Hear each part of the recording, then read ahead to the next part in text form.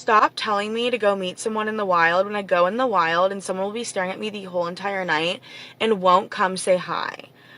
How many more times is that going to happen? How many more times am I going to be in the bar, playing pool, at the coffee shop, on a walk, and I will be staring down another person who is staring me down, smiling across the table, whatever, and you don't come say hi? Oh my gosh. Yo, what is going on, guys? It is Taylor the Fiend back again, and today we've got a video for you from Topic Tension, taking a look at single women just having absolute meltdowns. Don't forget to leave your thoughts and your comments, and let's jump right into the video. Just want to make a public service announcement that I am still single. Announcing your own relationship status like it's like a weather alert or something is a bold way to start a video. Honestly, the only emergency here is how seriously she expects everyone else to take it. I always find it funny how these women are just complaining about being single, but let's be honest, nobody really wants to actually date them, and that is the reason why. Where are the girls that are in their late 20s? They're not married, they're single, no fiance, no relationship, no kids. Like, that is literally all of my friends. I don't know, like most of the time I'm okay, but sometimes that loneliness does creep in. Okay, so she lists being single, childless, and unattached like it's a tragedy that happened to her rather than a series of choices that she made. That little admission about the loneliness creeping in is the most honest thing anyone has said all video.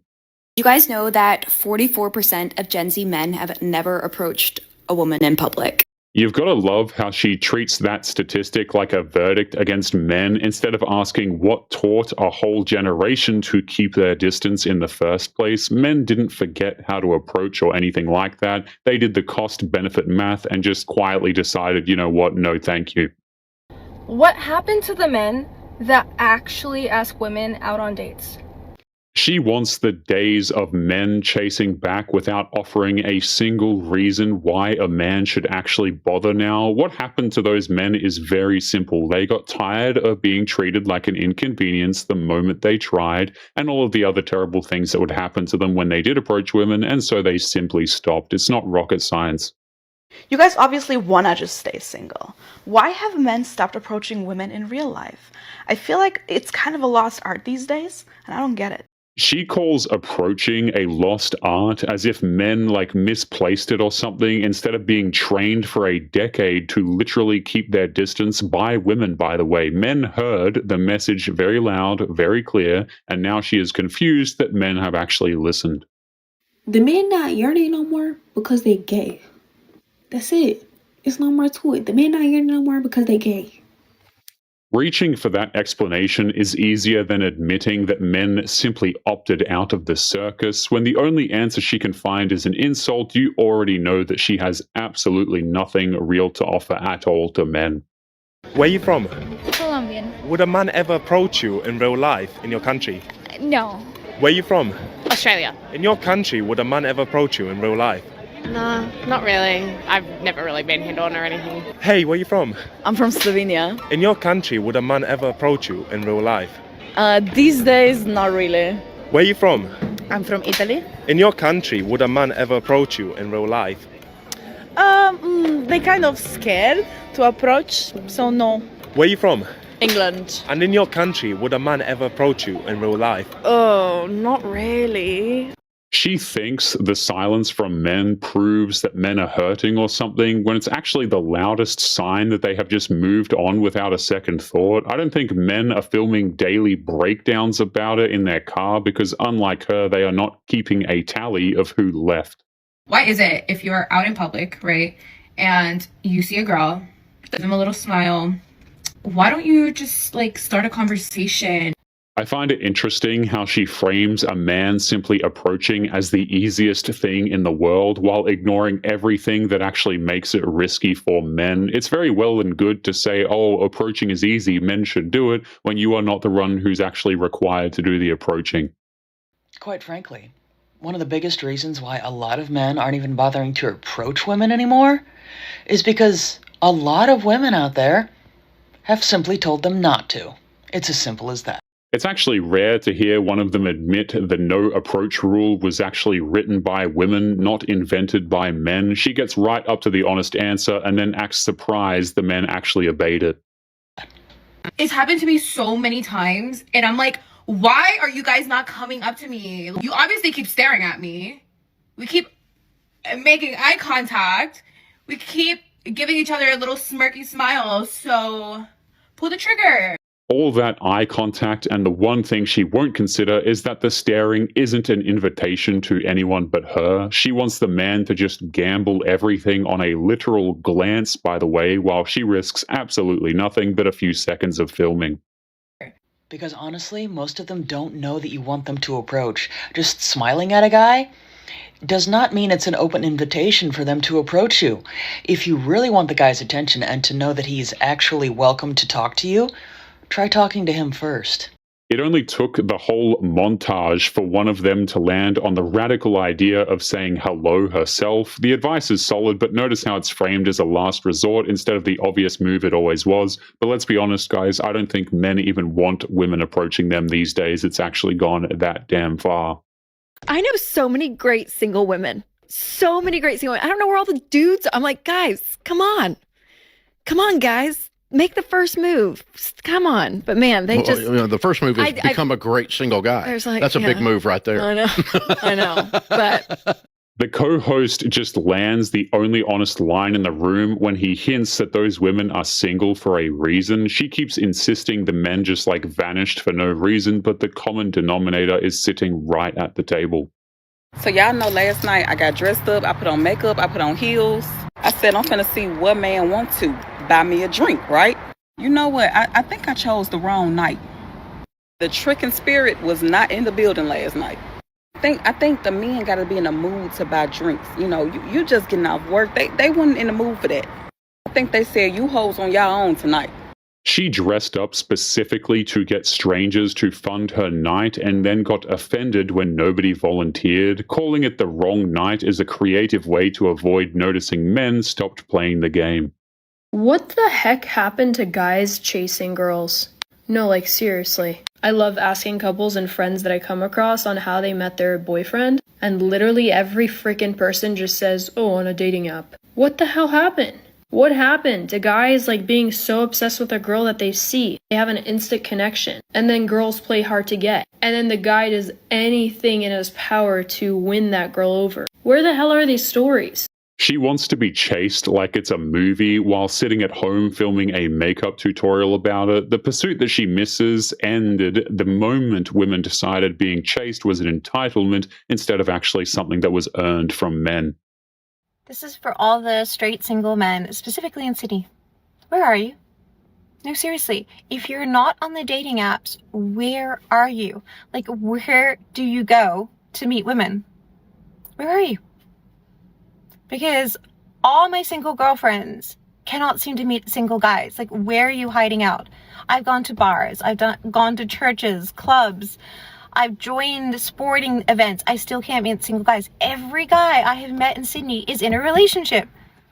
I don't understand it. With all the people in the city, where are the single guys? Have you just given up? Do you just not go out? Do you just rather prefer male company? Are you just working to survive Sydney? Like, please comment below and tell me, where do you go out? Like, specifically, is there a bar? Is there an area? Is there a club? I need to know, because it is just getting so frustrating sitting on a dating app swiping. I want to meet people in the real world. So comment below, where in Sydney? Where are you? Where are you hiding? Where do you go out? Where do you meet? She has searched every venue except the mirror, which is the one spot that might explain the actual problem. Men are not hiding from her. They are simply somewhere that she refuses to look, which is at peace and just unbothered. Stop telling me to go meet someone in the wild when I go in the wild and someone will be staring at me the whole entire night and won't come say hi. How many more times is that going to happen? How many more times am I going to be in the bar, playing pool, at the coffee shop, on a walk, and I will be staring down another person who is staring me down, smiling across the table, whatever, and you don't come say hi? Oh my gosh. What am I meant to do, you guys? Am I going to have, like, we always have to make the first move or something? Because, like, oh my gosh. All that staring across the room, and the worst thing she can imagine is having to walk over herself. Men aren't missing the signals, they just did the math on the reward and decided to keep their peace, I think. What happened to yearning? What happened to men that pursue? What happened to men being confident enough to make the first move? I feel like our generation is just so whacked out. Like we're just all messed up, and I think with the phones, we're just so antisocial and just everything is just out of sorts, and it's not how it used to be. And I think it's a real shame that like the art of dating and like yearning and pursuing is just dead. Like I watch shows like Bridgerton, I'm like, oh my god, we will never have that again. It's just gonna get worse. And it's actually so sad. Especially dating apps have just ruined it all. She wants Bridgerton-level courtship while contributing nothing the era actually required of a woman. Dating apps didn't kill romance, even though they're absolute poison. The attitudes that she is broadcasting right now did. I love how every woman is always talking about how they don't want to settle, they're not settling for less than they deserve. Okay, but honestly speaking, most of the women that are saying this don't really deserve much. Like, you guys are not a catch. You're living in this delusional world and you think that you deserve the world. You expect men to settle for you. And just because you have these unrealistic expectations and standards, why the hell should men settle for you when they actually deserve a whole lot better? And that's the reality, and that's why men are walking away from dating. Men just don't care to put in the effort anymore. Men are not going up to women anymore because men don't want to settle either. The funny thing is, men are actually more realistic about their expectations. Women are not.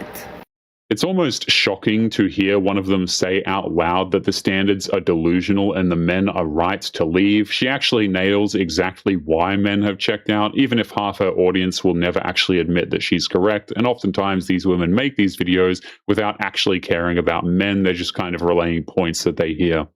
Apparently, there are a lot of men out there that are done with being used and all the other BS that comes with modern dating. And they're probably just sitting at home alone, ignoring people. And as women, I think it's time for us to start taking accountability. Women are just way too busy looking for their next meal ticket or who's gonna buy them their next Louis bag, okay?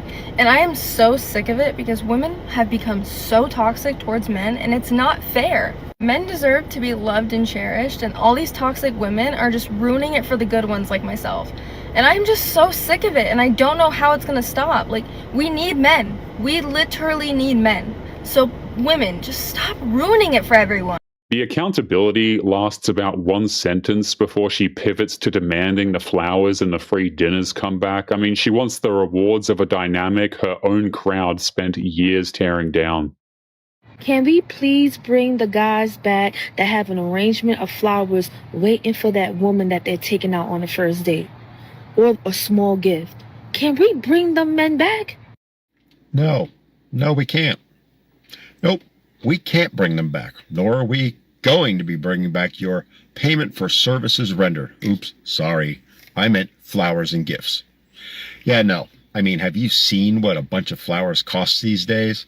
Why in God's name would we drop $100 on some chick we don't know and probably aren't going to like because it's pretty obvious she thinks she's all that and more, and well, yeah, no. Sorry, ladies, we're done. Done dealing with your drama. Done dealing with your delusions, and done dealing with your beliefs that you're worthy of even a second of our time, effort, or energy. Not to mention those flowers and gifts. Now, we can take that money and put it towards something that actually gives us value in return. Like, say, a nice steak dinner, or a new video game, or a fishing reel, or maybe even some new strings for our guitar. Y'all need to get down off your high horses. You aren't 10s, and most of you aren't even 3s. Dem's the facts, so stop tripping and get real. Men aren't coming back, and they for damn sure aren't going to be funding your caviar dreams, especially considering you have nothing, literally nothing of value to offer in return. His answer is the funniest and most honest moment in the whole video. I mean, a simple no with zero negotiation. He's not really angry, he's just done, and that calm refusal is exactly what actually terrifies them.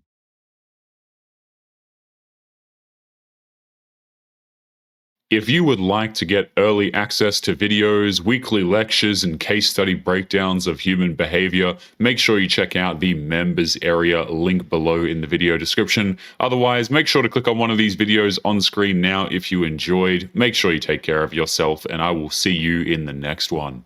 Peace.